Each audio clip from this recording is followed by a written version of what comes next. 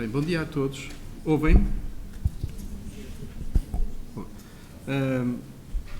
Bem, a aula que eu preparei é uma aula um pouco atípica do que eu costumo apresentar. É uma aula que tem a ver com algumas questões que foram disputadas pela aula anterior, que me deu imenso gozo, e esta também me deu imenso gozo fazer, e que me levou a uma revisita sobre o meu percurso. A aula não tem a ver com o percurso, mas obrigou-me a revisitar um momento que tem a ver também com o momento que os alunos neste momento estão a passar, não é? Portanto, final de curso, início de uma carreira. Mas principalmente refletir sobre a importância das decisões, a importância das opções que nós fazemos e a forma como elas depois vão determinar e vão construir um caminho e vão determinar, no fundo, a nossa vida, a nossa profissão. E depois de que forma é que se desencadeia esse processo. E normalmente não refletimos sobre isso, e esta possibilidade destas aulas levaram um pouco a fazer essa reflexão e também a abrir um espaço também de necessidade de continuar a refletir sobre aquilo que nós vamos fazendo. Na verdade, pronto, e nesse sentido, isto como não é uma aula fechada, como todos os projetos, não sabemos muito bem também as ligações e aquilo que seguirá na continuidade dessa reflexão que fazemos. Na aula passada usei esta aula não vou usar, usei as estratégias oblíquas um pouco para fazer,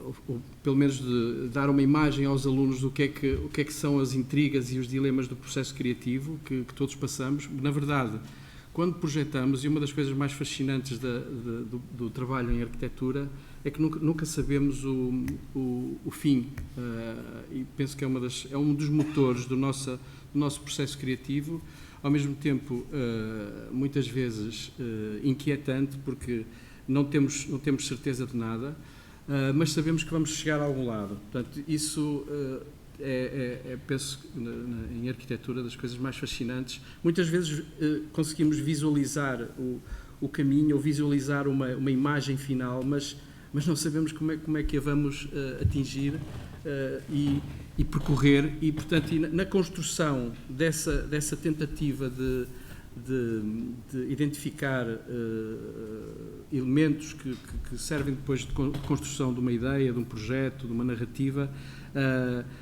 vamos realmente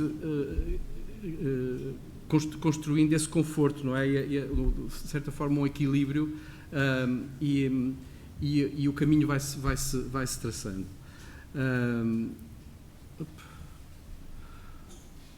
Eu queria só fazer primeiro uma pequena resumo, porque a aula anterior, infelizmente, não foi gravada, e fazer um resumo da aula anterior, no sentido também de fazer um salto para a aula 2.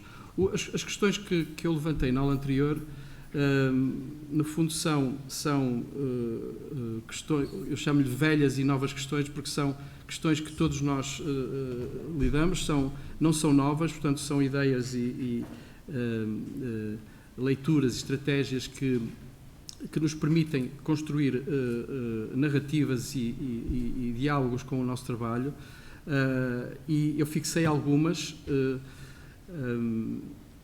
que principalmente são reflexo da leitura e da interpretação que nós vamos fazendo da realidade e daquilo que, a partir do nosso trabalho, nos permite construir essa leitura.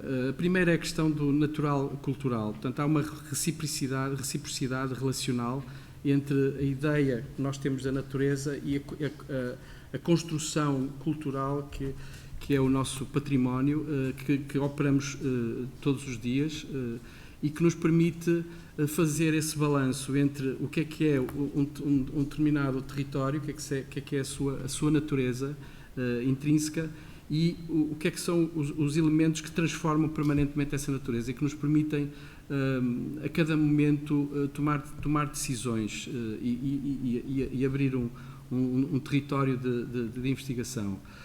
Outra ideia tem a ver com a ideia de que a arquitetura não é um território fechado, portanto é um território que constrói paisagens e que estamos permanentemente em diálogo entre o objeto arquitetónico e um território e um contexto onde ele se insere.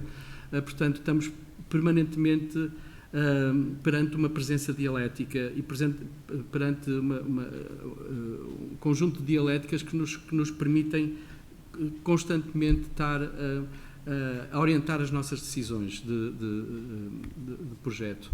A outra ideia tem a ver com a ideia de que tudo é património. Tudo é património, tudo constitui um território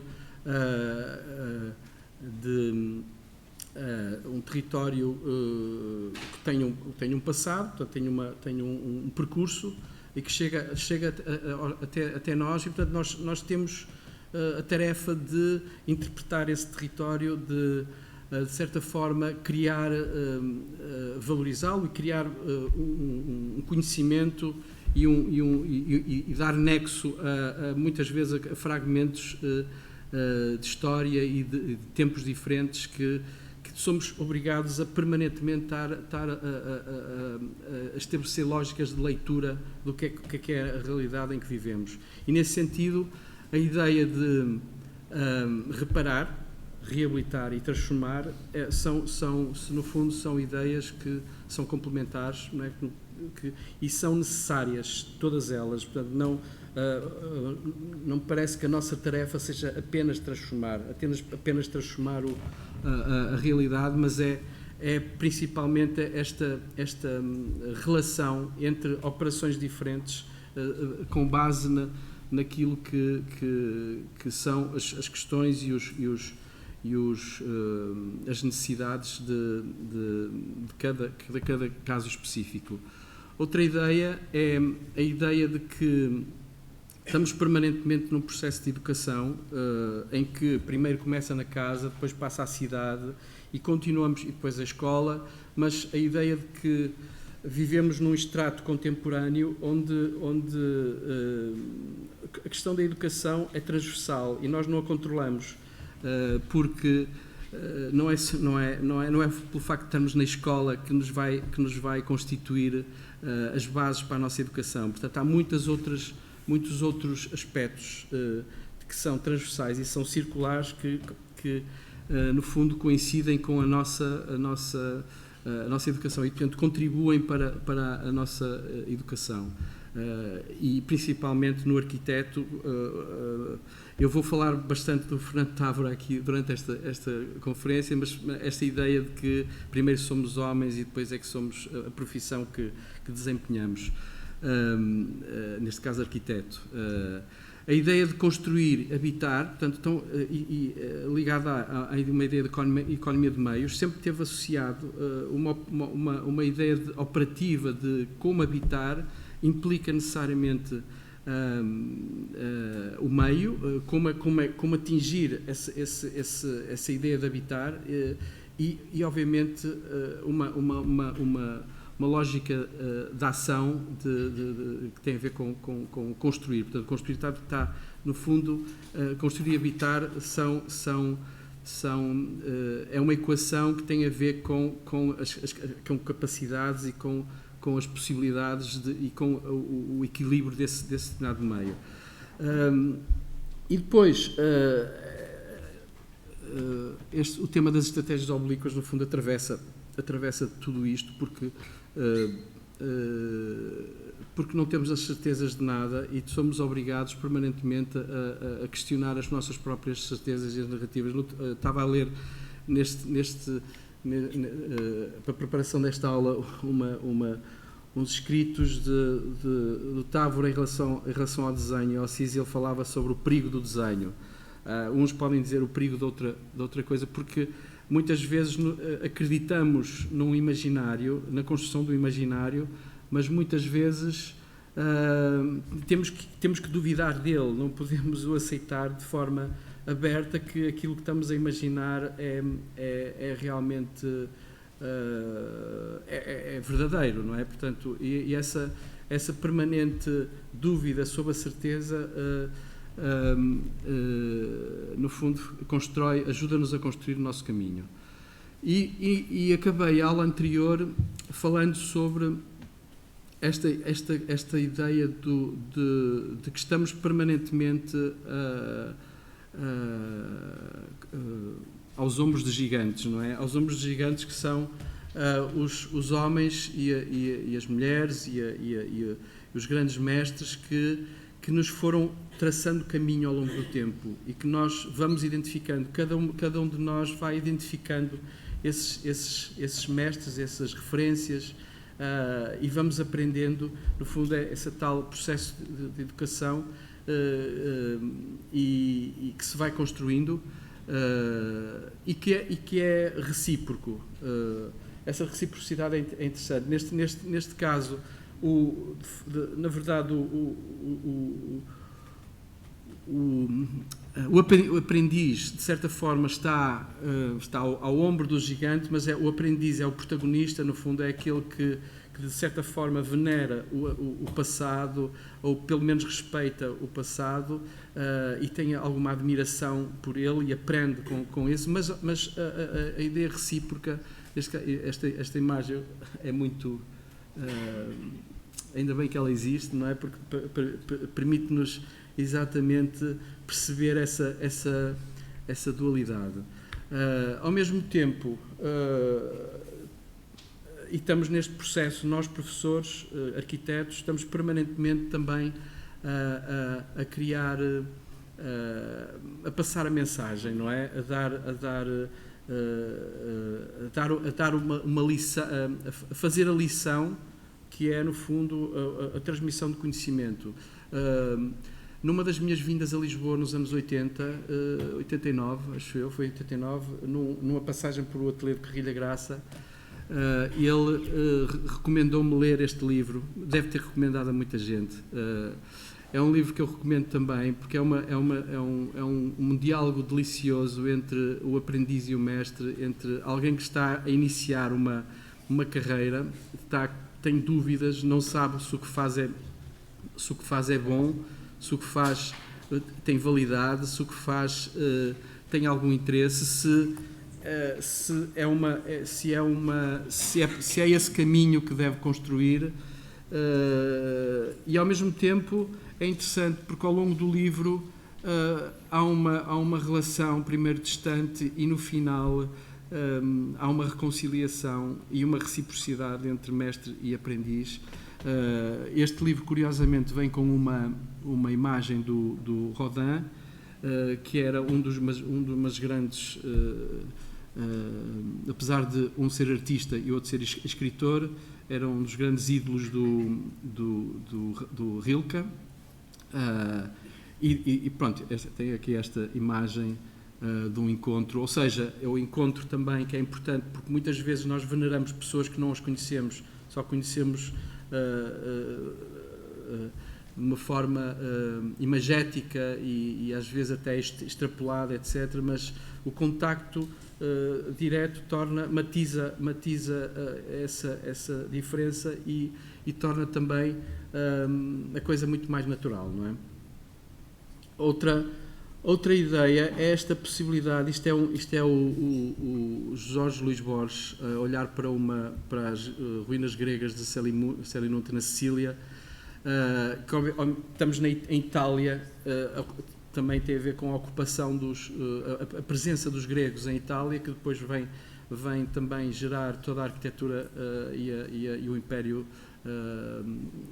a civilização romana, em que, a partir de uma canção grega, e depois o Jorge Luís Borges chama a este poema, canção grega. A canção vai-lhe desplotando uma série de outros territórios, outros significados, leituras. No fundo, cada um de nós consegue ver num determinado território, num determinado campo, um mundo vastíssimo e uma cultura vastíssima. Isso é o interessante, aquilo que nós conseguimos ver a partir de uma coisa que aparentemente não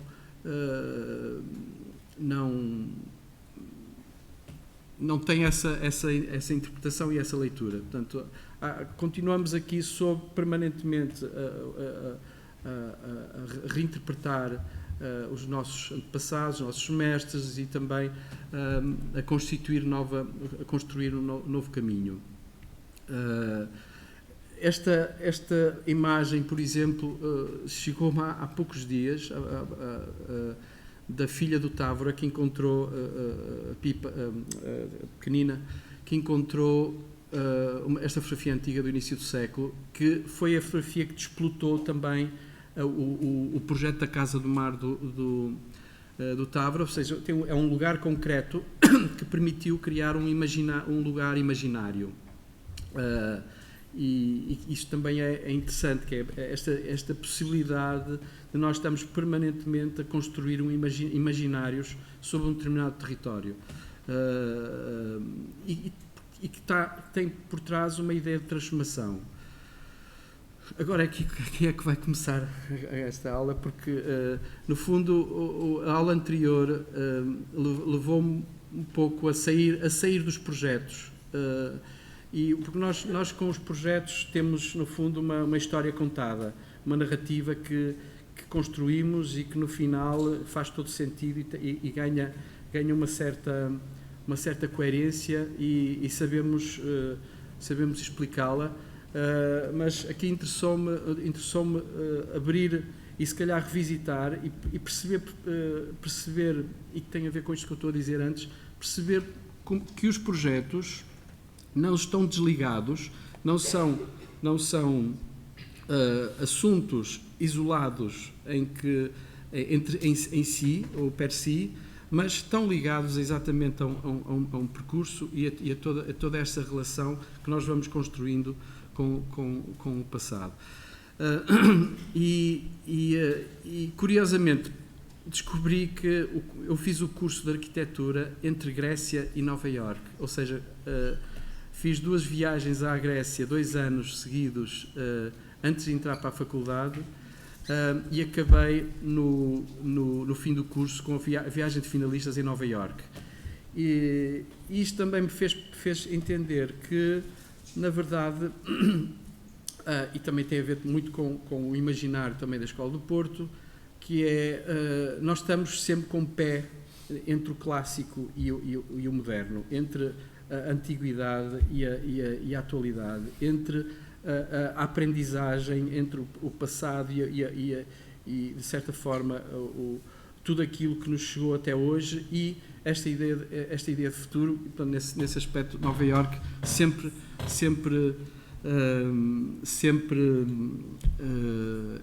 convocou essa ideia de Nova Iorque ou Tóquio de limite, não é? Sendo a cidade um território que está em permanentemente construção. Há cidades que não podem acontecer, ideias de cidade que não podem acontecer em determinadas cidades, não é? Nós não conseguimos imaginar Nova Iorque em Lisboa, nem Lisboa em Nova Iorque, mas esse imaginário permite-nos também poder operar localmente com uma ideia de global. Esta imagem já foi aqui mostrada pelo professor Pedro Revara, e é interessante que o símbolo, eu vou já falar mais à frente, o símbolo da faculdade é um perfil de uma coluna dórica que exatamente sublinha esta ideia de que existe uma história, existe uma construção que nós temos que aprender. Isto são imagens de 84, eu entrei na faculdade em 85, portanto foi no ano anterior, ainda se podia, eu sou aquela pessoa que está lá atrás, ainda era magrinha, ainda se podia andar e percorrer as ruínas. Hoje temos uma vedação à volta, em torno, portanto, é a viagem à Grécia, aqui também a viagem à Grécia,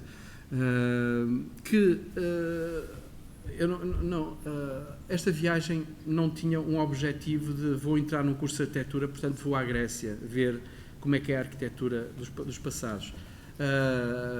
Foi ocasional, foi uma necessidade de conhecimento, mas que, de certa forma, a entrada numa escola em que vai nos fazer revisitar a história da arquitetura a partir de uma série de exemplos incontornáveis, permite-nos ligar esse território, não é? E depois, Nova Iorque, eu sou aquela pessoa que está ali a tentar medir as Twin Towers. Isto é uma vista desde New Jersey, um dia que alugamos um carro, e mostra um pouco pelo menos permite-me a mim fazer essa ponte entre estas duas diferentes realidades. Ainda continuando com esta ideia de continuidade e dos mestres e dos estudantes, este belíssimo texto do Eduardo Sotomora é o desenho da sua tese de fim de curso, que é a Casa para o Schinkel, em que ele diz que o problema do desenho não existe só o problema do redesenho. Portanto, foca esta ideia de que nós estamos permanentemente a redesenhar, estamos permanentemente a construir a partir do construído.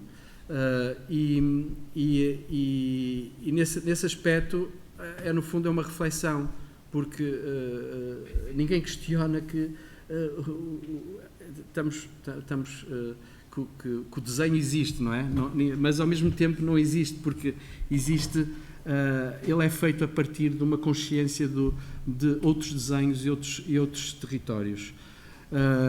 Depois, ao mesmo tempo, também, uma das aulas do Távora, em que ele disse isto várias vezes, não é? Em que o Frank Lloyd Wright, a ouvir o seu mestre, Louis Sullivan, em que o Sullivan diz ao Frank, take care of the terminals, Frank, because the rest will take care of itself. Portanto, é uma mensagem o Frank Lloyd Wright trabalhou com o Louis Sullivan durante um período e depois disparou completamente para outro território. É interessante, o Louis Sullivan é o arquiteto que fala da forma cega a função, e é radical na altura que ele aparece em Nova Iorque e começa a trabalhar em que os edifícios transparecem a sua função, e que nesse aspecto é uma ruptura com o classicismo, em que havia sempre uma espécie de roupagem e que criava a imagem da arquitetura. E ele afirma, mas depois com o racionalismo, é interessante depois perceber que o seu aprendiz depois dispara para lógicas orgânicas completamente diferentes, e faz também o seu percurso, não é? No meio deste desenho, o Távora devia também ter explicado e também ter feito essa ponte na importância do desenho do logotipo da Faculdade do Porto, da FAUP, que é o perfil de uma coluna dórica. E também foi feito pelo Távora este logotipo, e sedimenta também esta ideia de que uma escola é fundada na história e na espessura da história. Um dia o Fernando Távora chegou ao ateliê, eu trabalhei 4 anos com o Fernando Távora, chegou ao ateliê e ofereceu este texto a cada um dos seus colaboradores. E isto foi foi um motivo para uma pequena aula e para explicar o porquê do texto, o porquê que ele oferecia esse texto e o que é que está aqui dito. Não sei se consegue ler. diz que, caros alunos, eu gostava de vos dizer que o texto chama-se Arquitetura. O Távora escreveu embaixo, em 1993, relembramos Corbusier, no fundo esta ideia de relembrar um mestre e não nos esquecermos naquilo que já foi escrito. Eu não sei se posso aqui fazer um zoom. Aqui.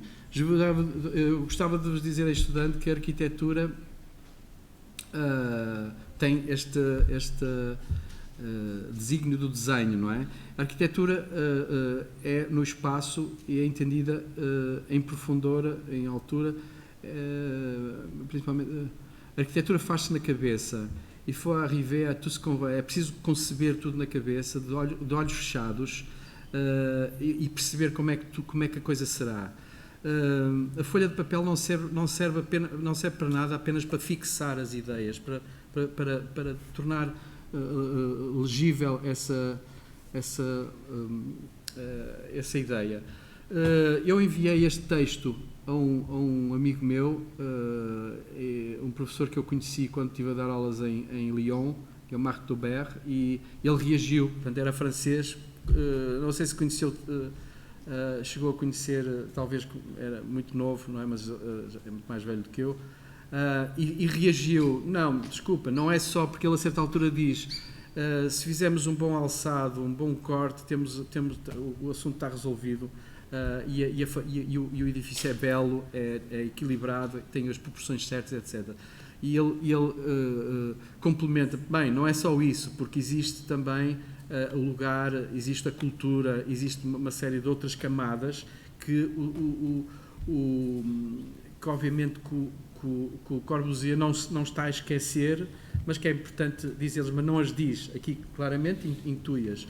Portanto, no fundo, estamos permanentemente num diálogo e este diálogo é que, no fundo, também alimenta o nosso trabalho, senão era uma chatice estarmos a fazer trabalhos só para nós próprios ou para os clientes. Portanto, o interessante é o mundo que cada projeto constrói à sua volta. Saiu há pouco tempo este livro, o meu caso, a Arquitetura, o Imperativo Ético do Ser, tem a ver com toda a documentação destes 10 anos no início da carreira. Portanto, é também um arquiteto que está na altura, num período muito interessante do ponto de vista também da afirmação da escola, de uma ideia de arquitetura, e o Távora tem a necessidade de perceber o que é ser português. Ser português podia ser um gesto natural, porque somos todos portugueses, não é? Mas também poderia e deveria constituir um ato intelectual, um compromisso de salvaguardar o passado. É um ato intelectual necessário à construção do futuro. Portanto, esta ideia de que temos uma responsabilidade também em tudo aquilo que fazemos e no lugar em que vivemos. Fui revisitar alguns cadernos, tenho muitos cadernos, trouxe aqui alguns cadernos dele, mas já são muitos. Numa aula do Alexandre Alves Costa, que me marcou também imenso, 1987, em que o Alexandre Alves Costa diz: a arquitetura portuguesa é um fenómeno da aculturação. A arquitetura portuguesa é o resultado de um fenómeno empírico, de experimentações sucessivas do real. Domesticam-se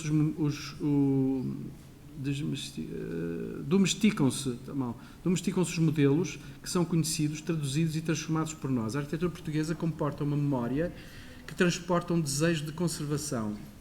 Ou seja, tem a ver connosco.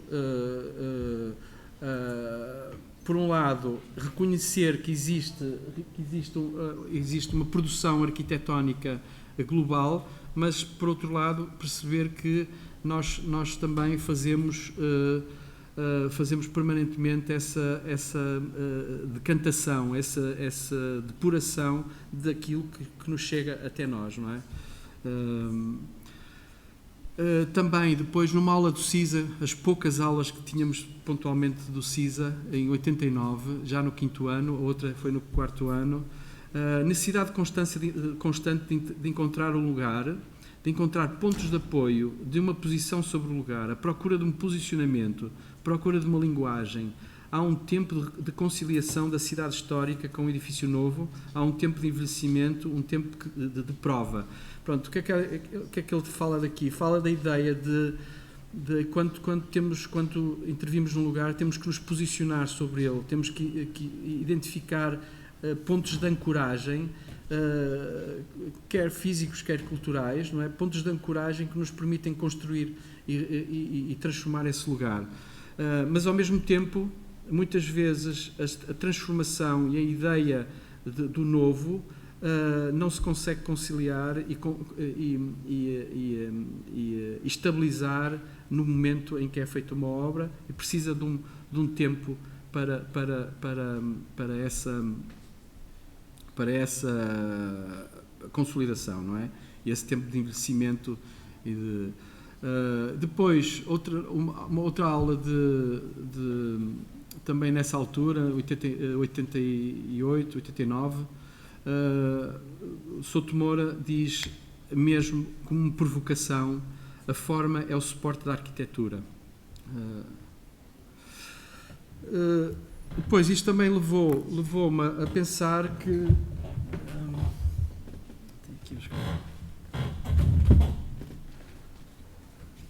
Falta-me aqui a caneta, mas não faz mal. Que a partir de isto, um pouco para os alunos também, que é esta ideia de que nós vamos construindo a nossa própria constelação e as coisas não são assim tão distantes como parecem, portanto, e muitas vezes até são mais evidentes.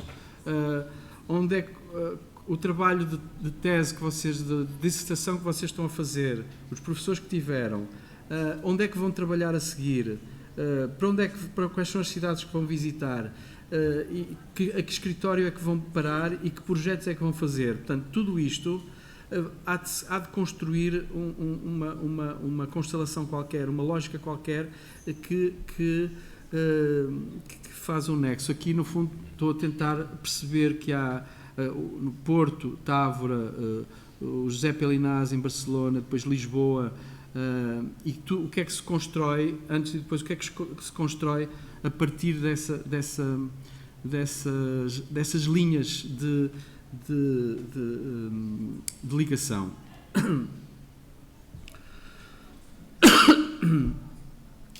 Outro aspecto, eu trouxe aqui o meu documento, que é uma espécie de tese de mestrado, não é? Dissertação de mestrado, porque em 1989, no fundo, o meu 5º ano foi o primeiro ano em que as portas se abriram à comunidade europeia e nós recebemos os primeiros estagiários, os primeiros Erasmus, e também, portanto, recebemos os primeiros Erasmus nas escolas, aqui em Lisboa acho que foi a mesma coisa, mas também foi o primeiro ano em que nós pudemos ir para fora, em que havia esta possibilidade de criar uma ponte para o exterior, porque em Lisboa, no Porto havia o 6º ano. O 6º ano era, no fundo, uma espécie de dissertação sobre um tema, e o tema era um projeto que podíamos preparar, e eu preferi ir para um escritório de arquitetura em Barcelona. Tínhamos tido também os discursos de arquitetura em 89, que foi um ano inteiro com conferências incríveis no Porto, que nos marcou imenso. Uma delas foi o José Pelinaz, que no fundo de alguma forma criou esta ponte.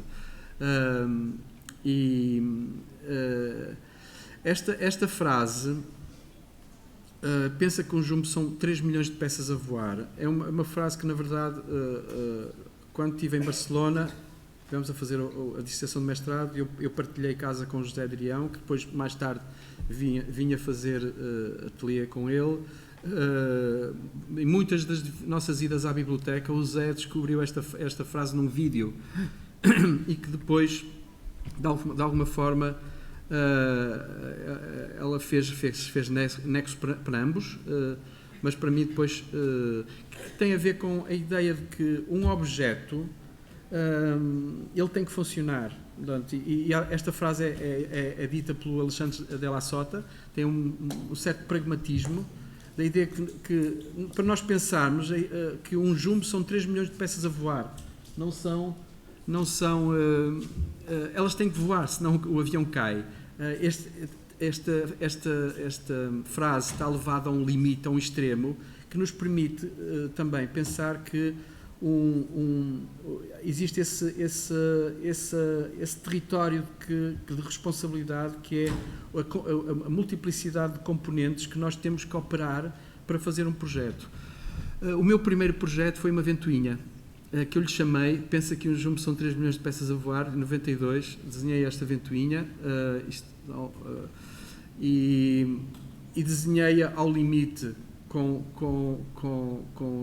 projetos, materiais, com desenhos, materiais, e para registar este desenho pus os desenhos no correio para virem com o carimbo da data. Portanto, eles estão todos datados com o carimbo do correio, porque foram os desenhos, mas não é um statement, mas é esta ideia, nem sei como é que me surgiu, eu gostava de ventoinhas, acho que, mas de construir um objeto como um projeto de arquitetura.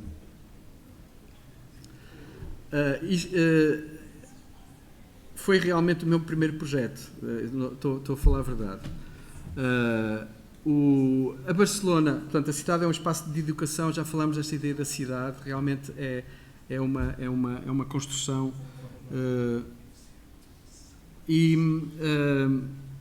o que eu queria aqui também, que depois podem folhear, para mim foi bastante importante o trabalho de relatório de estágio, que na altura chamava-se relatório de estágio, não se chamava dissertação. Foi feito no José Pelinás. O José Pelinás permitiu também criar uma série de pontes para outros arquitetos e também para perceber em loco, isto é uma imagem do ateliê, para perceber em loco como é que um arquiteto trabalha, como é que os projetos são feitos.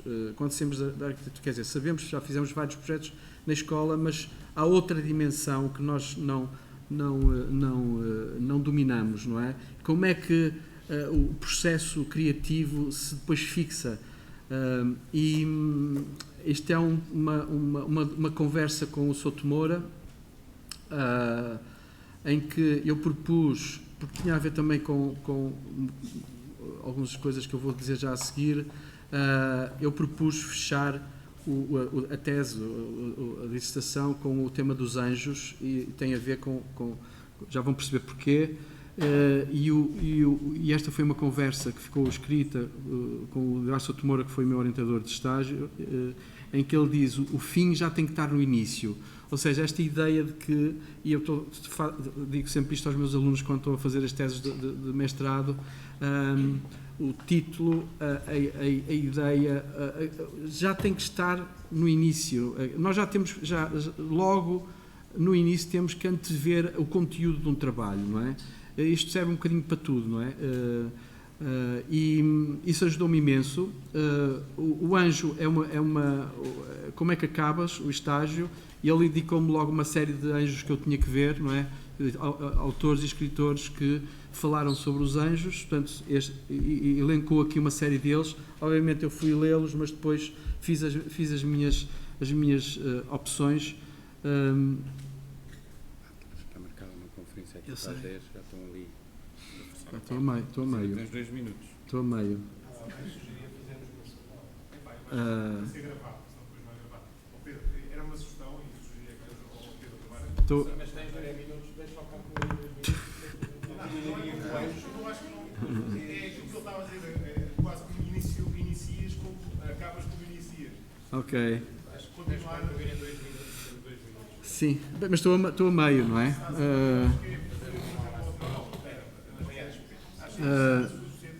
Ok. Sim. Só para dizer que, portanto, aqui a questão, e tem a ver com a questão que ele me colocava era a arquitetura é tão circunstancial, esta ideia de que nós resolvemos um problema e confrontei-me com muitas vezes, também os arquitetos muitas vezes não dizem tudo, portanto, estamos a resolver problemas, a arquitetura é resolver problemas. O Linás tinha muito essa posição de um certo recuo, de uma certa ausência de uma intelectualidade sobre o próprio trabalho. Estou simplesmente a responder a um lugar, a responder a um programa, a resolver um problema concreto, etc. O Sotomora questionava-me, mas será que é assim tão circunstancial essa forma de como é que... quais são essa relação com a narrativa? Não é só uma resposta às normativas, etc. Portanto, e fazia-me ao mesmo tempo imaginar um processo de investigação e de ir mais a fundo. E depois, porquê Mise, Jolle, Mise entre o clássico e o moderno? Portanto, são aqui estas questões.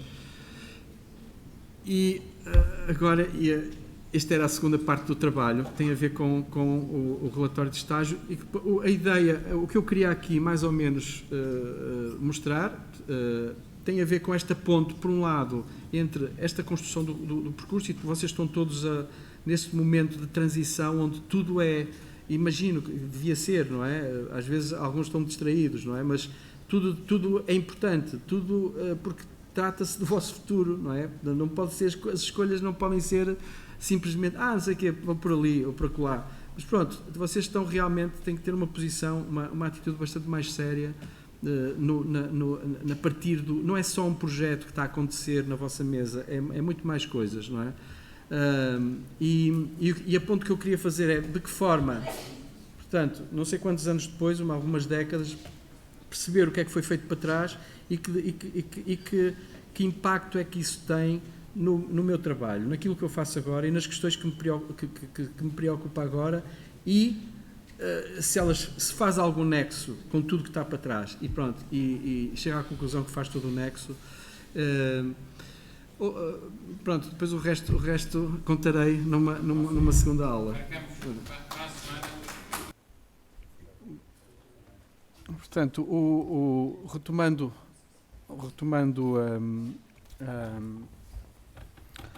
o documento do estágio,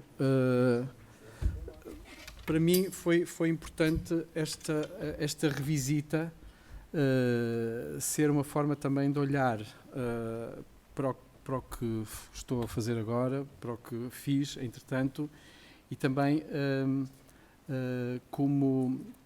e para perceber também se estes temas continuam a fazer parte e estruturam o meu trabalho. Portanto, principalmente o que me interessou foi esta revisita,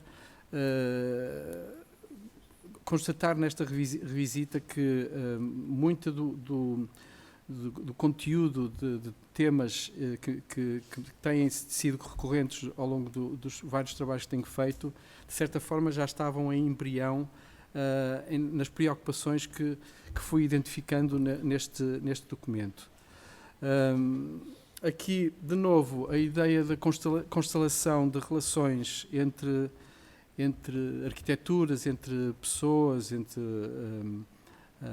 proximidades, é muito interessante, partindo, por exemplo, do José Pelinás. José Pelinás trabalhou com o Coderc, a certa altura, o Coderc trabalhou com o Jujol trabalhou com o Gaudi, o José Pelinás faz, a certa altura, um trabalho de reabilitação e de restauro de uma obra do Jujol, faz simultaneamente um trabalho de restauro do edifício do Governo Civil de Tarragona, do Alexandre de la Sota.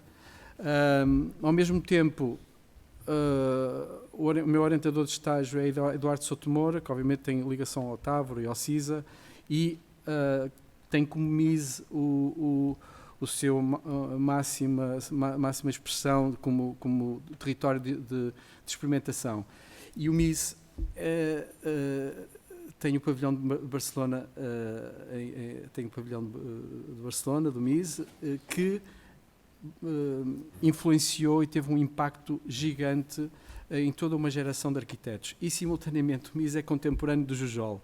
Portanto, é muito interessante toda esta constelação, que só me apercebi também a partir do momento em que comecei a trabalhar com o Tábora, e pareceu-me que era fundamental convocar simultaneamente neste exercício de certa forma de registro e do que é uma experiência de trabalho num ateliê, que obriga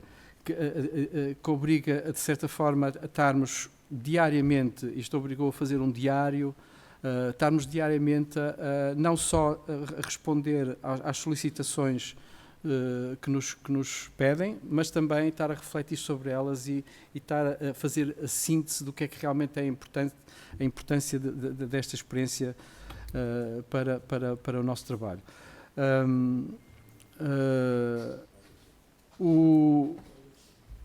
E pronto, neste sentido, eu vou agora sair daqui para poder fazer zooms.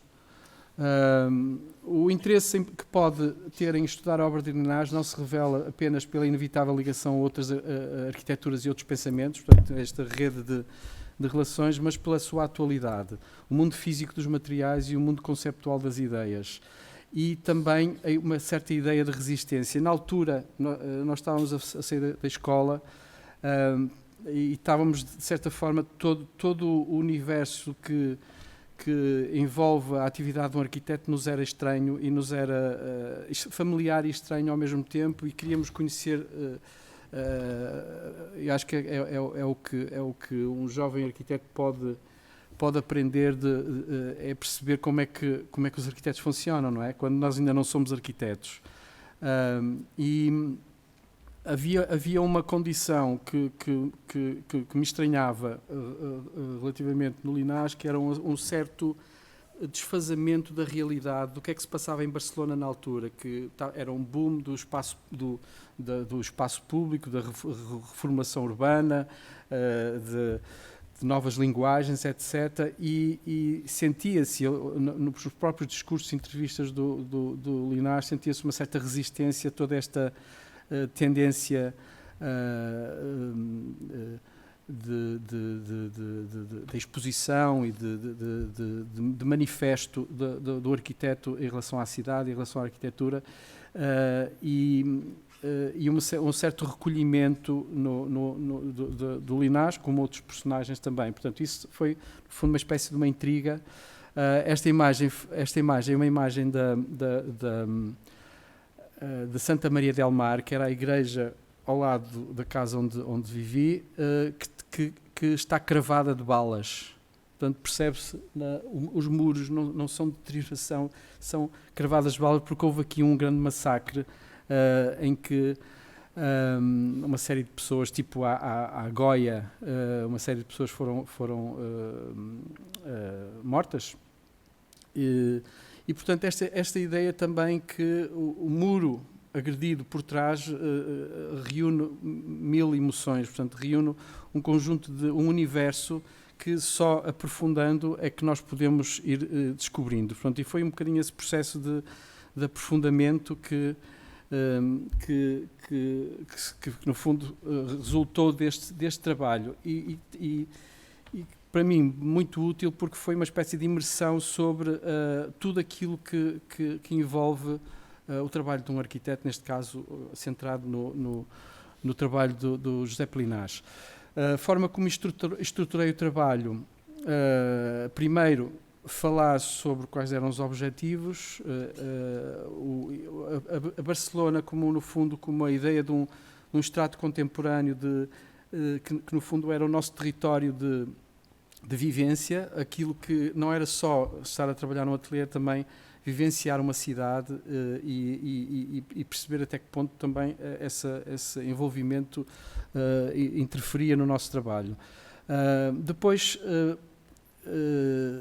isto já é uma reflexão, este trabalho foi feito, obviamente, depois da experiência de estágio, e a primeira conclusão foi esta, acho que todos os arquitetos se revêem de certa forma nesta ideia de que a arquitetura, como forma particular de pensamento, ou cada arquiteto por si constitui a sua própria forma de ler a realidade, e que isso obviamente que interfere, traduz-se numa forma específica e particular de pensar também, e que depois se reflete nos projetos.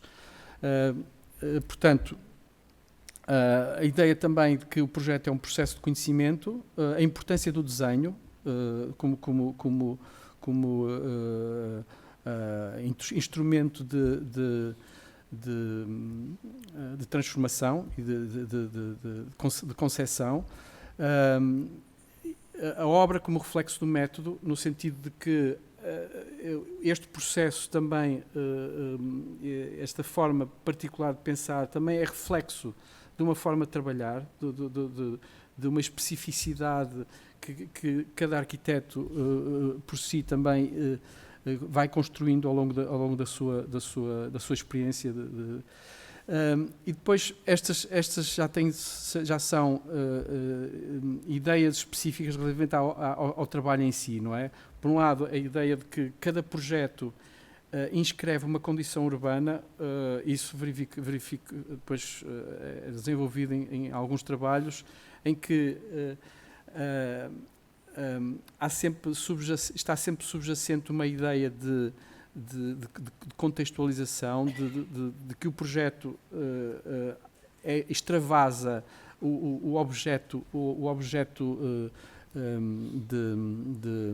de trabalho, portanto extravasa sempre a sua condição específica de uma encomenda, e é sempre muito mais, vai sempre muito mais além do que uma encomenda por si, e em que as ideias têm que ser materializadas, não é? Portanto, as ideias não são distantes depois das opções e dos materiais. Portanto, identidade e forma.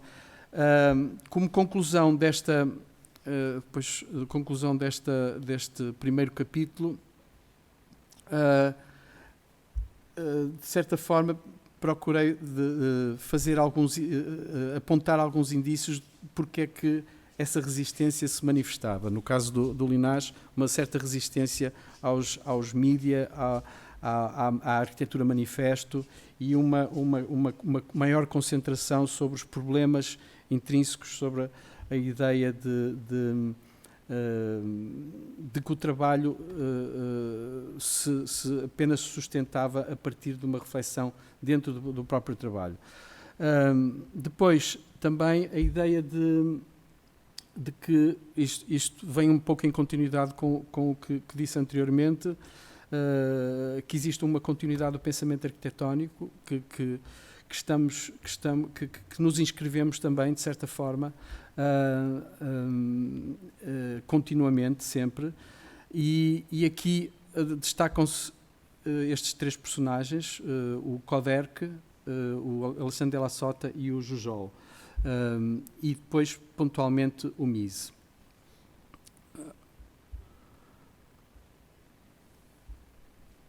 Eu não vou alongar muito, pronto, porque, quer dizer,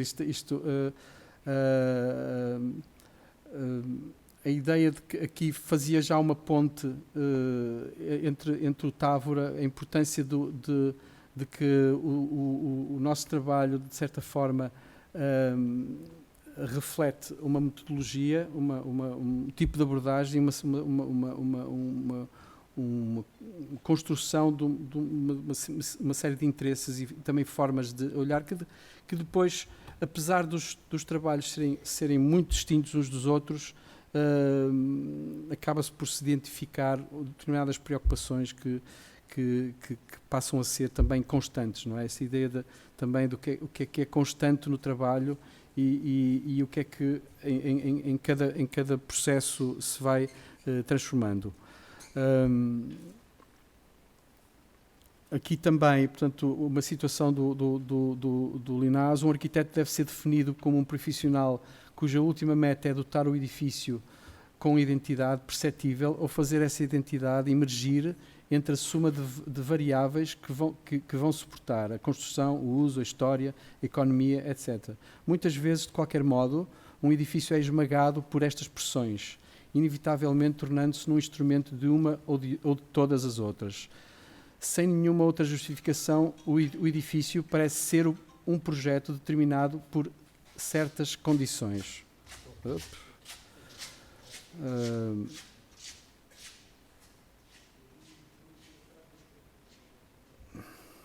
Portanto, vou continuando.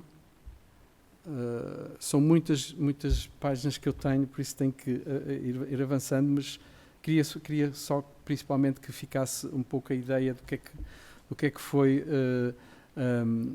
esta experiência e, de certa forma, qual é o ponto que eu posso fazer com os trabalhos que tenho feito atualmente. Aqui, de novo, é neste sentido que Linás fala de um edifício com uma nova identidade, que revela a prodigiosa capacidade do homem para dar sentido ao mundo. Portanto,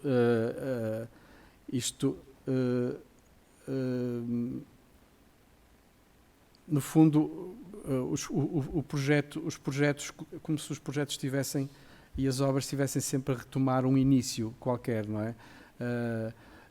E de certa forma isso é muito, apesar de haver um acumular de experiência, há sempre uma sensação de que estamos sempre a voltar ao início. Os sinais de resistência, de certa forma, eu fui sublinhando uma série de pontos que têm a ver com uma certa dimensão ética. A eleição ética fundamental em Linás é de se comprometer exclusivamente com a arquitetura, iludindo as armadilhas das novas ideologias ou vanguardas. Pronto, e neste aspecto um certo também radicalismo, não é? De uma série de arquiteturas que nós vamos ver em que ainda se recorrem a linguagem do movimento moderno e uma linguagem moderna de afirmação da arquitetura, mas não a partir do interior da prática profissional. As maiores dificuldades do meu trabalho, e isto pode ser verdade também para outros arquitetos, resultam da minha tentativa de ultrapassar, de sacudir fora todas aquelas camadas de resíduo cultural que aparecem entre a realidade e a nossa representação criativa dela. Isto reflete um bocadinho bem esta ideia. O Coderc aparece, e a forma como o José Linás falava do Coderc era como uma pessoa extremamente com uma estrutura ética inabalável, e me parece que este reflexo depois na obra de Linás tem uma certa reverberação por exemplo, a presença excepcional da dimensão ética de Coderc cresce na sua obra frente à indiscutível profissionalidade. É essa atitude que se situa no justo valor da importância do que se pode aprender, converter-se num ensinamento inestimável que nenhuma escola de arquitetura pode ter. Também vemos isso no Távora, esta ideia de que não é a formação da escola do arquiteto que forma um arquiteto. Há todo um mundo envolvente que tem a ver com a formação do ser humano e da pessoa, e que extravasam, que resultam depois numa prática de arquitetura, mas que vão muito além disso, não é? E vemos muito isso na obra de Coderc, não é? Uma certa insistência também em determinados na consolidação de uma postura ética também e política sobre o seu trabalho e sobre a forma como também interfere em cada momento e em cada resposta a um problema.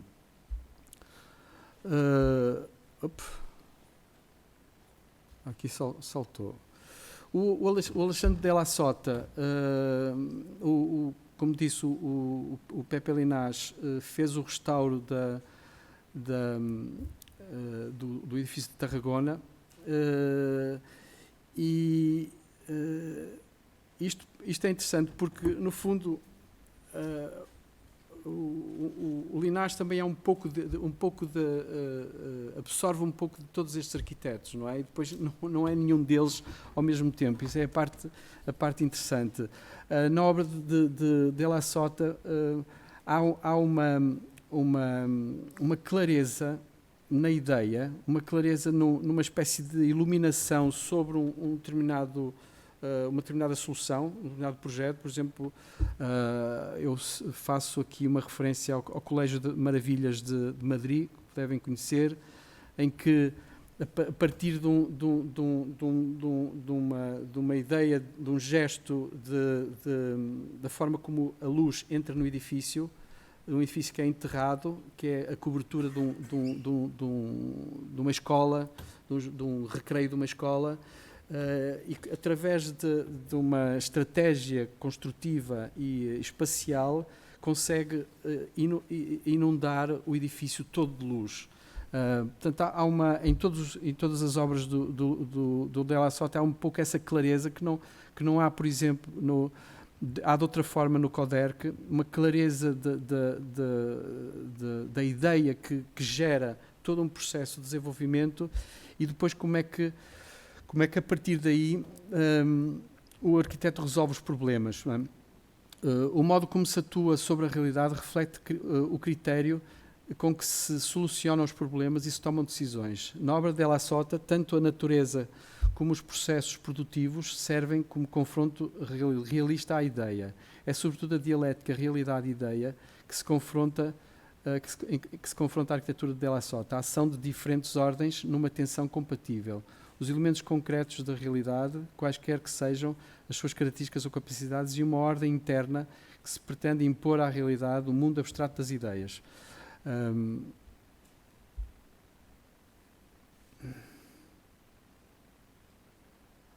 E depois aqui, portanto, a estética de Della Sota adquire uma dimensão ética também, obviamente com essa...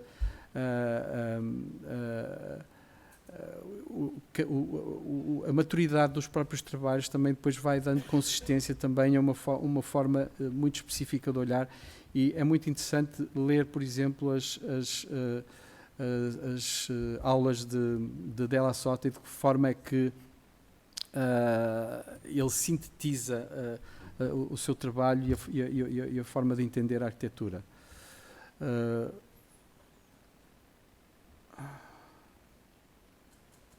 É nesta capacidade e persistência de utilizar os materiais, mais que sistemas construtivos ou organizativos, que se revela a lição de Della Sota, de deixar o material e quem o manipula em liberdade. Por exemplo, Della Sota tinha sobre a mesa os próprios perfis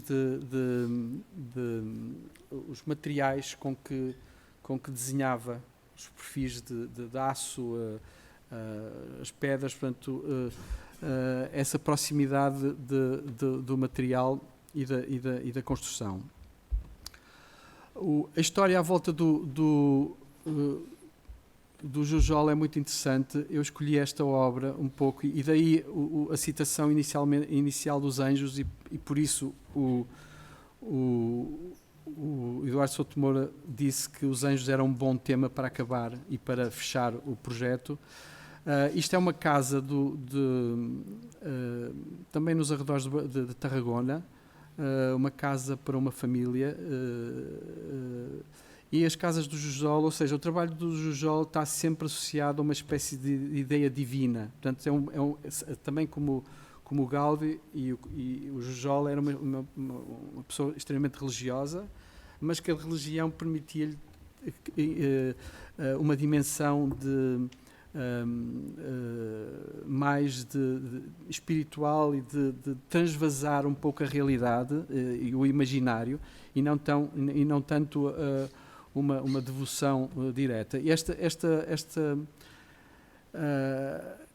ideia é muito interessante, que isto é um catavento ou seja, a torre principal que faz a distribuição da casa, que é uma caixa de escadas, que acaba no miradouro, tem um catavento que é um anjo.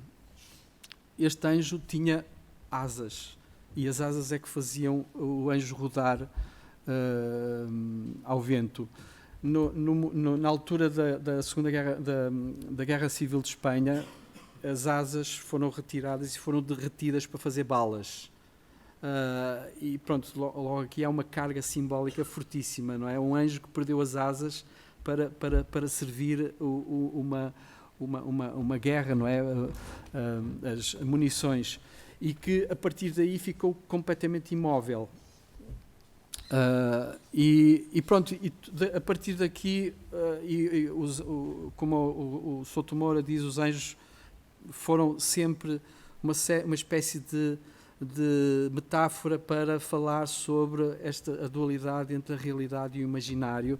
O Wim Wenders, nas Asas do Desejo, fala: o anjo é a capacidade e o desejo de dar nome ao mundo, de produzir e reconhecer, portanto, a nossa posição no mundo. Um anjo é um anjo. Há outro texto que não trago aqui, é um texto que o Linás, a certa altura, escreveu, baseado num texto da Gertrude Stein, que é A Rose is a Rose is a Rose is a Rose. Ele dá continuidade e diz: uma porta é uma porta é uma porta, no sentido também desta ideia de subjacente também ao Koderk e ao Della Sota, de uma certa especificidade, que uma coisa não é apenas essa coisa. Obviamente depois podemos imaginar muitas outras a partir dela, mas há essa necessidade de sublinhar a ideia de que uma porta é uma porta, uma janela é uma janela.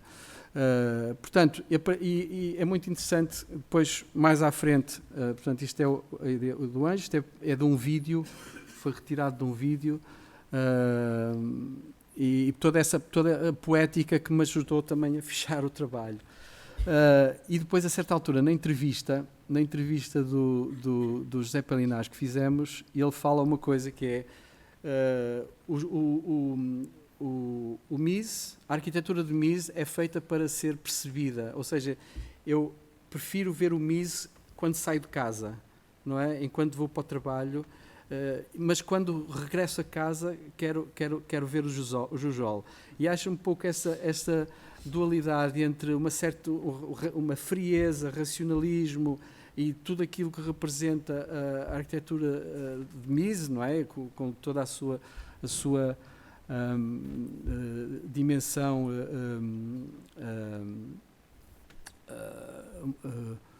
estratisférica que ganhou na própria, como impacto nos arquitetos, mas certa ideia de que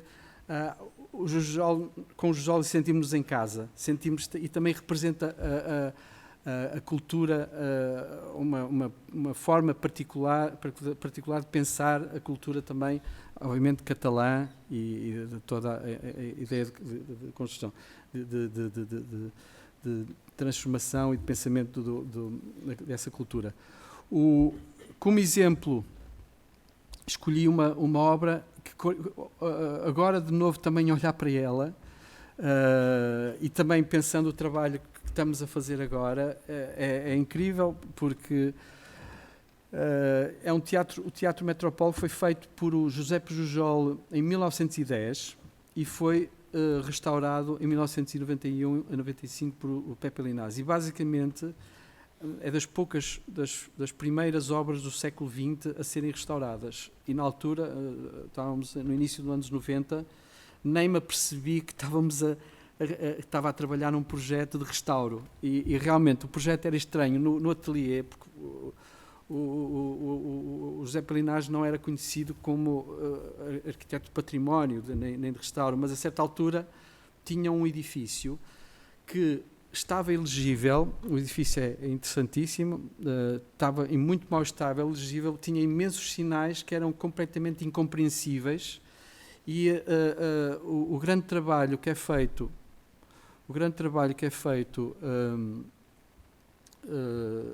no ateliê é um trabalho praticamente de arqueologia, porque não havia acompanhamento arqueológico, havia, mas não no sentido daquilo que era necessário, que era a arqueologia da arquitetura, que era decifrar o que é que o edifício queria, porque é que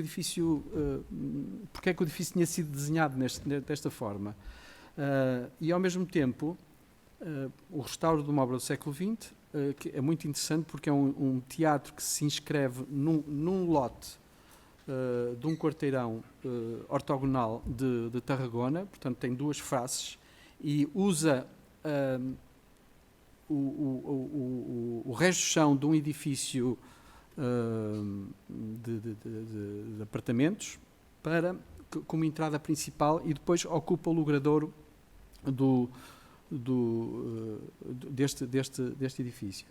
É ao mesmo tempo uma possibilidade de descobrir o Jujol, que esteve sempre na retaguarda do Gaudí, e há histórias muito interessantes do Jujol. O Jujol era quem reunia os alunos, faziam jantares com os alunos, partiam os pratos todos, e depois reuniam os cacos e iam revestir os edifícios do Gaudí. A Parque Güell é assim, a Casa Bateló e uma série de edifícios onde nós reconhecemos uma dimensão artística fenomenal, era o trabalho do Jujol, porque ele tinha essa valência, desenhava com a mão esquerda e com a mão direita em simultâneo, era uma pessoa fora de série. E principalmente neste trabalho, a altura que eu trabalhei neste projeto foi uma altura muito inicial, basicamente foi a altura da arqueologia, da arquitetura, em que eu lembro-me perfeitamente o Linás fascinado com a ideia de que tinha descoberto qual era o significado deste edifício. E basicamente este edifício é uma espécie de barco a flutuar, ou seja, o palco e toda a plateia são um barco, uma barca a flutuar sobre a água. E todos estes interiores, a parte de baixo, é como se estivéssemos sobre o oceano. E tudo isto era elegível, e aqui a importância da cor da arquitetura, tudo isso era elegível inicialmente, portanto foi preciso um trabalho de ressignificação e de identificação para depois poder dar um sentido global à obra. E basicamente a obra consistiu neste processo de descoberta. Há uma frase do Linás que é muito interessante, que diz que o Jujol fazia algo que não era trabalhar, era celebrar que estava vivo. E eu acho que esta ideia, por oposição, de certa forma, ao Mies, porque ele também depois comenta, nesta entrevista, mais em baixo, diz que lhe parece que está muito mais próximo do Jujol do que do Mies, e depois vem-se a perceber também na arquitetura que fez posteriormente. E como eu lhe disse, o Jujol fazia algo que não era trabalhar. Há uma espécie de celebração do tempo, de celebrar que está vivo e que, ao contrário do que é trabalhar. Esta ideia é interessante, e todo o manifesto e às vezes perdemos um pouco este sentido também de que a arquitetura deve também ser um veículo de o nosso próprio trabalho, de manifestarmos essa ideia que estamos vivos e que estamos a transformar o espaço para, como o Távora dizia, para as pessoas se tornarem cada vez mais felizes, não é? E pronto, o edifício é realmente espetacular, tem é um edifício metafórico, obviamente, mas depois, ao mesmo tempo, é espacial, não é? É espacial porque constrói relações visuais e é um edifício de ruptura total, pensando que foi feito em 1910. O Gaudí já estava a fazer outras coisas, não é? Não lhes interessava esta finura de construção e de construção do espaço e pronto, foi muito interessante. Basicamente o trabalho que tive a fazer foi fazer plantas, cortes e alçados com desenhos muito difíceis de levantamento. Era a fase que estava em curso nessa altura. Depois, saltando um pouco para o Fernando Távora, que foi a experiência seguinte. Esta imagem já apresentei na aula anterior, e é uma coisa que o Távora sublinhava com frequência, a ideia de que todos os projetos são reabilitações. Se temos um vazio, reabilitamos o vazio. Se temos um edifício, reabilitamos o edifício. Portanto, estamos permanentemente a construir lógicas de consolidação da realidade e todo o espaço é fundamental nisso. Portanto, tudo tem a ver com a história, tudo está interligado e tem uma lógica. Não vou falar da minha experiência no Távora, portanto o Távora está um pouco presente nesta apresentação e vou citando pontualmente, mas vou um pouco em paralelo com o caso de estudo que mostrei do Linás. Vou apresentar rapidamente um dos projetos que eu trabalhei no Távora, que foi o projeto da Praça 8 de Maio. O que é que a Praça 8 de Maio tinha este aspecto. Portanto, anteriormente a igreja dava diretamente para um adro, portanto tinha uma cota direta. Este portal é um portal barroco que já de alguma forma vem ativar uma nova relação com o exterior, portanto exacerbando um pouco o papel do portal que é o símbolo que convida as pessoas a entrar. E no início do século, com a introdução do elétrico, esta relação corta-se. Este trabalho foi basicamente reverter um pouco a história, mas ao revertê-la, transformá-la, porque a cidade contemporânea também já não é a cidade do passado. Portanto, atualizar essa leitura, que era, no fundo, reposicionar um centro, retomar a cota original e reorientar aquilo que passou a ser uma ligação transversal, ou reorientar a igreja e o adro da igreja, esta praça, para o rio, que é a cidade radial que alonga para o rio.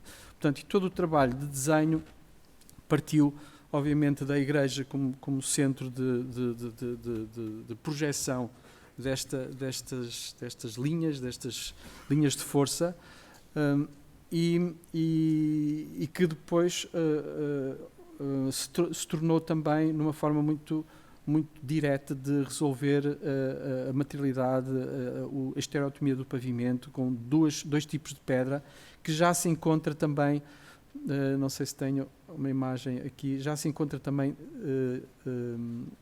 no interior da igreja. Portanto, estas linhas entre o preenchimento com pedra da taíja do centro e a pedra valverde verde, cinzenta, já é uma continuidade do interior da igreja. O desenho foi, portanto, foi o desenho resultante dos várias que fiz, várias aproximações, até chegar a uma conciliação da estereotomia destas diferentes realidades, não é? A cidade do século XX, que está a uma cota superior, a cidade, a cota medieval, onde a praça se tenta e se procura redesenhar, e articulando e obviamente isto é também o prolongamento. Estes desenhos foram os desenhos preparativos que eu fiz, pontualmente anotados pelo Távora aqui embaixo, que foram resultar neste desenho em perspectiva. Na altura os computadores ainda não eram muito eficazes, não é? Mas, ou seja, estes desenhos preparativos em que se preparou a estrutura da perspectiva serviu depois para introduzir a fonte e fazer um desenho da apresentação para a Câmara, que foi este desenho que foi usado pelo Távora para explicar o projeto. Aqui vê-se este enfiamento. Isto é um pequeno texto da lição das constantes. A função da história, é função da história o conhecer a existência das manifestações do homem e determinar as possíveis constantes que essa existência apresente. É função necessária e indispensável que justifica todo o interesse do conhecimento do passado pelo contributo que pode trazer para o presente. Aqui em trabalho no ateliê com o Barroso, foi um dos mais antigos colaboradores, que ainda estava lá ali às voltas com os papéis, e aqui a nossa equipa e o ateliê original inicial do Távora entre 92 e 96.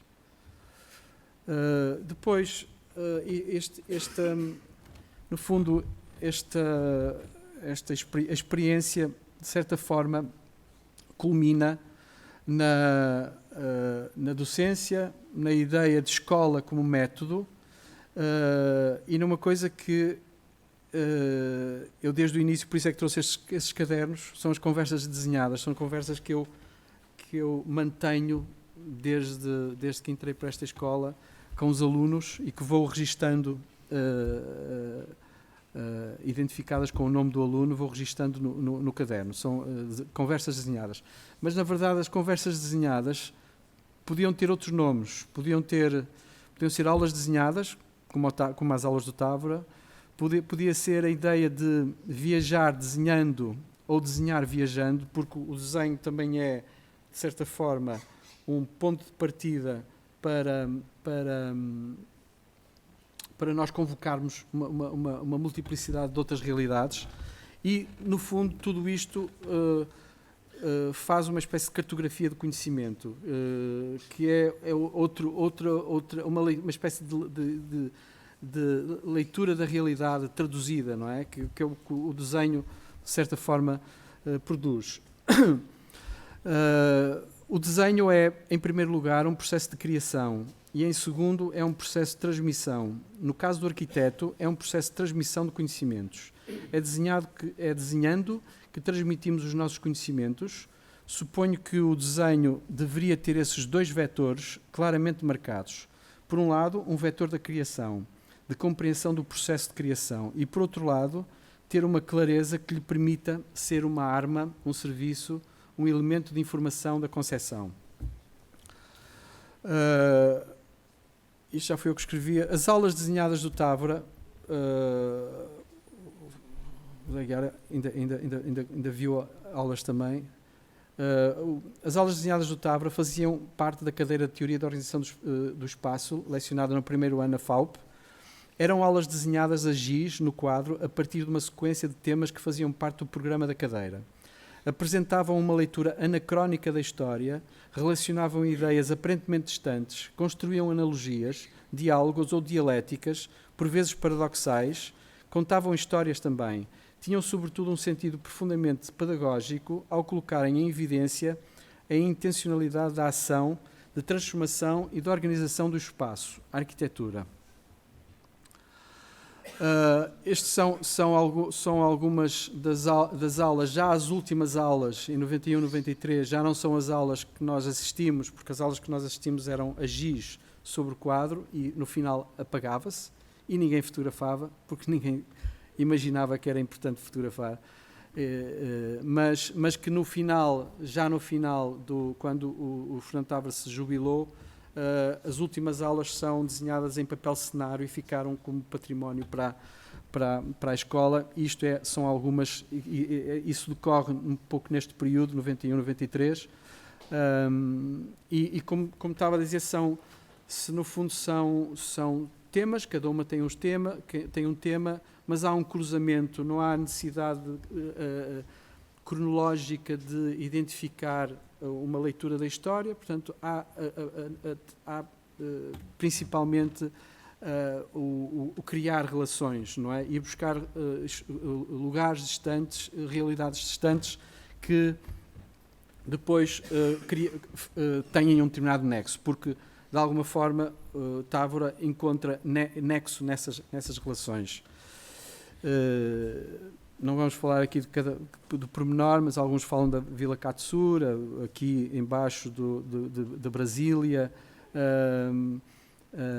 e principalmente o que está em evidência, no fundo, é a ação do arquiteto, não é? O que é que está por trás, o que é que está subjacente ao desenho, o que é que se identifica, o que é que se subtrai, o que é que se evidencia num determinado lugar que depois se torna fundamental na construção do espaço. Estes são os cadernos que eu acho que há uma certa contaminação quando estamos na Escola do Porto, começamos a desenhar em cadernos, e isto obviamente influencia toda a nossa vida. Já são uns 70, e estes são os cadernos da escola, daqui da FAUL. A escola método, esta ideia da escola método, principalmente porque a atividade da docência provoca a atividade do arquiteto e vice-versa, a prática do arquiteto provoca a prática do docente. O método constrói-se na escola, ou pelo menos as suas bases mais estruturais. Depois desenvolve-se e consolida-se na prática profissional. No trabalho de docência há uma espécie de retorno ao método, de necessidade de fazer essa revisão. Eu acho que os meus colegas também devem sentir isso, seguramente, que nós temos o nosso trabalho, desenvolvemos e é um percurso, mas quando começamos a dar aulas, há uma espécie de revisão desse método. Somos obrigados a olhar para trás e somos obrigados a perceber. Nós estamos aqui a transmitir informação aos alunos, mas como é que nós projetamos, como é que nós pensamos, não é? Obriga-nos um pouco a fazer essa revisão. Portanto, as conversas desenhadas são apenas uma vertente desse método que ganha expressão no diálogo com os alunos. Este é o livro 1. Eu vou passar rapidamente, uma espécie de pausa na conversa. Este é o livro 1 de 2004 e a partir daqui são uma série de desenhos. A conversa desenhada fixa um raciocínio ainda em estado bruto. É espontânea, direta, muitas vezes apenas inteligível no momento preciso da conversa. Muitas vezes já não faz sentido logo a seguir, porque os desenhos já se tornam indecifráveis, não é? Eles são decifráveis no momento em que a conversa está a acontecer. Acontecia a mesma coisa com os desenhos do Távora, que ninguém percebia os desenhos no final. Mas no momento em que eles estão a acontecer, existe um conhecimento. Mas a capacidade de construir uma cartografia do conhecimento, simultaneamente momentânea e presente, pois constrói-se sobre os dados ou os elementos da conversa, e prospética, porque projeta as ideias para o futuro, para um próximo passo. Há uma transmissão direta das ideias do aluno para o professor, como um canal de tradução e síntese, ou de descoberta de uma maior evidência. Portanto, há sempre qualquer coisa que se descobre, qualquer evidência que ainda não está, de certa forma, clara na apresentação do aluno ou na apresentação do desenho. Isto são várias... podem consultar também ali, portanto, são várias conversas que vão surgindo por vários temas, com os trabalhos dos alunos vão disputando à procura de forma, sempre na perspectiva não de transformar o trabalho do aluno, mas de continuar o raciocínio, de voltar a raciocinar aquilo que está a ser proposto e perceber se há alguma clareza ou se há alguma evidência que pode de alguma forma desplotar um processo criativo. E são várias notas. Por exemplo, aqui uma anotação sobre a casa do Melnikov.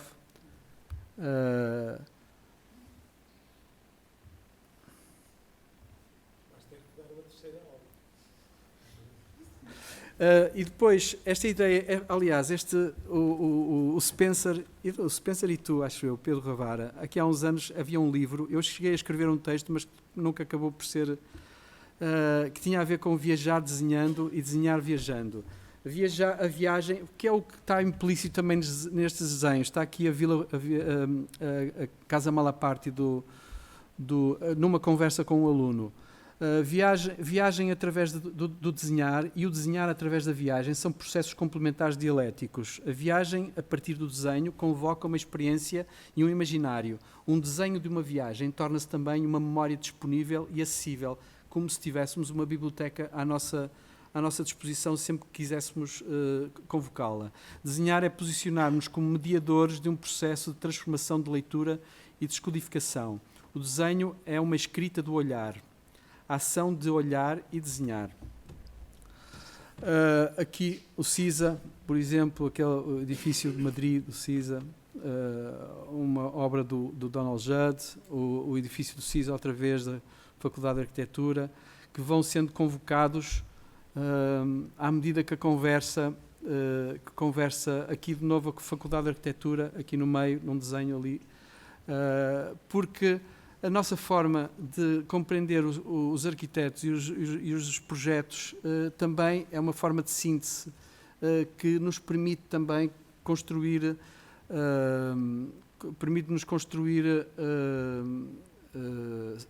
lógicas de narrativas e também conseguir identificá-las à medida que elas também surgem nas mãos dos alunos e nos vegetais dos alunos.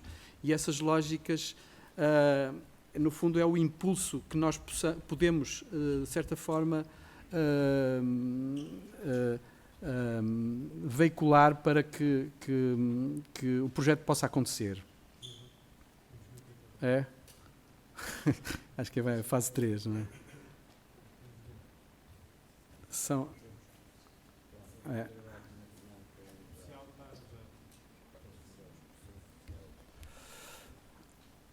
Pronto, e agora começavam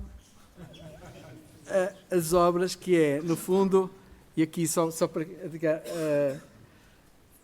uma nova constelação que tem a ver com as pessoas com quem eu vou encontrando. Recentemente, os trabalhos que eu tenho feito com o Zé Guiar, que estão ali, sobre património, e no fundo há uma espécie de reposicionamento dos dados do jogo e uma série de outros projetos que surgem. E pronto, é uma pena, fica para uma terceira aula, mas no fundo é o reflexo desta experiência e de que forma é que estes temas, e no fundo partindo um bocadinho daqui, coisas que no fundo eu vejo numa série de trabalhos que há agora a mostrar, desde o meu primeiro projeto, que foi o Terreiro do Paço. Continuidade nos processos de continuidade ou processos de continuidade, enfatizar qualidades, dar espessura ao tempo, sedimentar aculturações, evidenciar camadas, matéria e memória, paisagem e património, entender o território como património, pensar que a partir da matéria surgem as técnicas e as tecnologias. Isto é um à parte, pensar que um jumbo são 3 milhões de peças a voar. Ações de reparar, reabilitar e transformar são ações complementares entre si, de leituras dialéticas e conversar com as pedras e com os lugares. E a pensar também que a ideia de construção ela tem um passado e tem uma construção histórica. E pronto, e a partir daqui ia falar sobre os projetos. Obrigado.